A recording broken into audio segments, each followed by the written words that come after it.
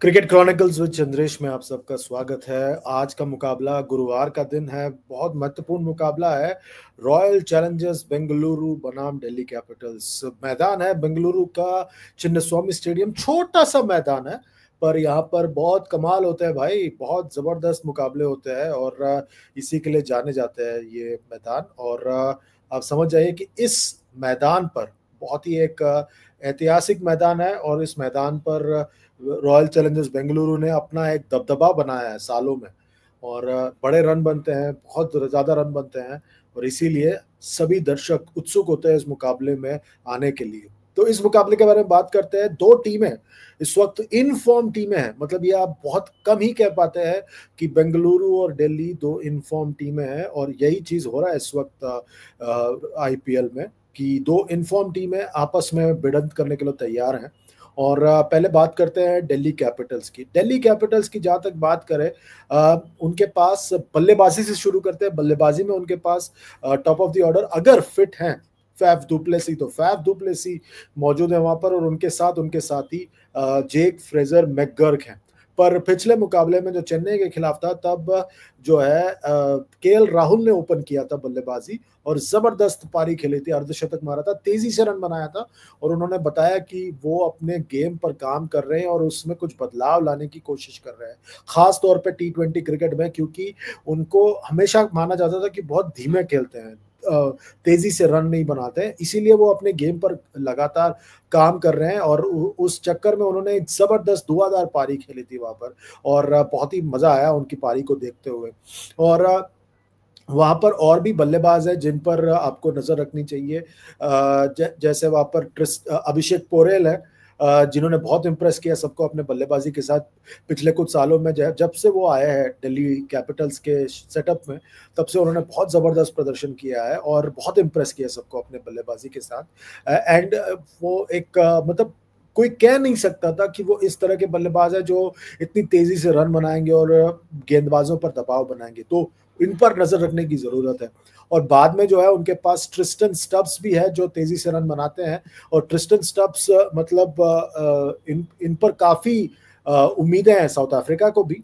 और वही चीज हम देख रहे हैं उनके साथ यहाँ पर दिल्ली कैपिटल्स के साथ, जिस तरह से उन्होंने रन बनाया है, इससे काफी ज्यादा इंटरेस्ट होगा इस मुकाबले में, क्योंकि ये जो मुकाबला है एक हाई स्कोरिंग मुकाबला हो सकता है, और ऐसे जो बल्लेबाज है जो बीच में आके तेजी से रन बनाते हैं उन पर नजर रखनी चाहिए।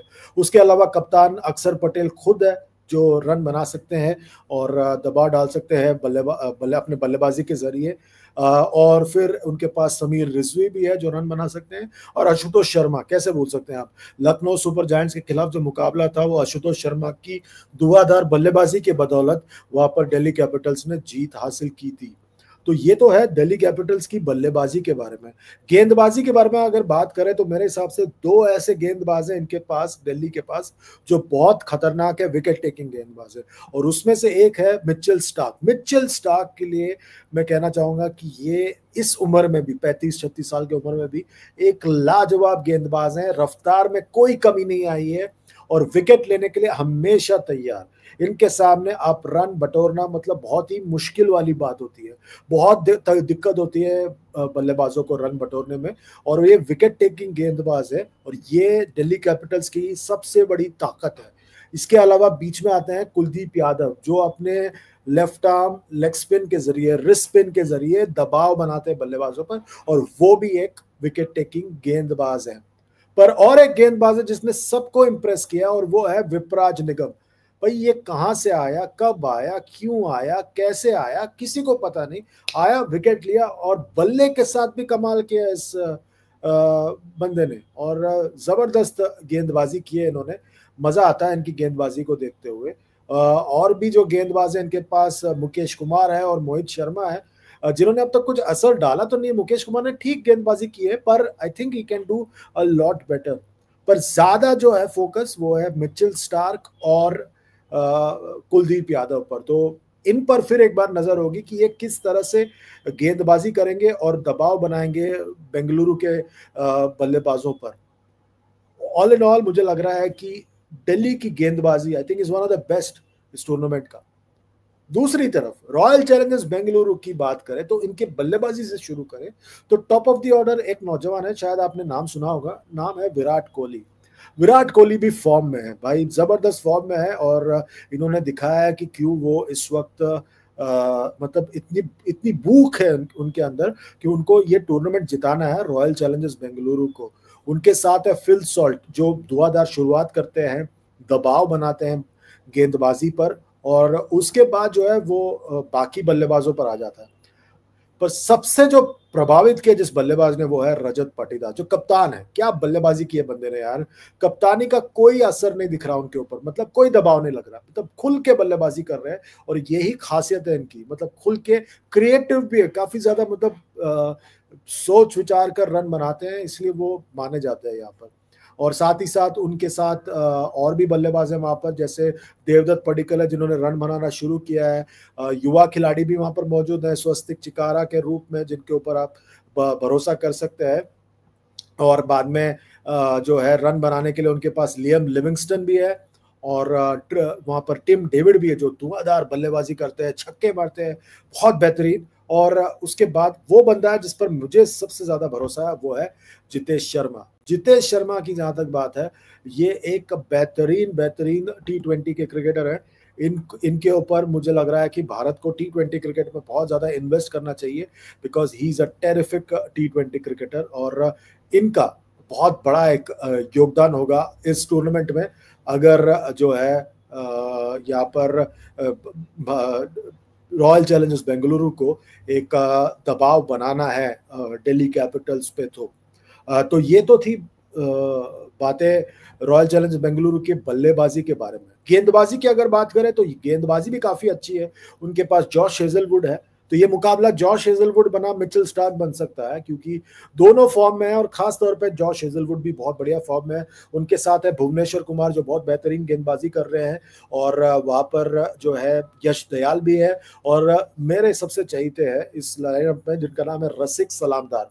रसिक सलामदार मैं मानता हूं कि उनको भारत के लिए T20 क्रिकेट खेलना चाहिए, क्योंकि ये बहुत ही एक बेहतरीन लाजवाब बल्लेबाज है, माफ कीजिए गेंदबाज है। और इनकी गेंदबाजी बहुत ही सटीक होती है, और बेंगलुरु को उन पर और ज्यादा भरोसा जताना चाहिए।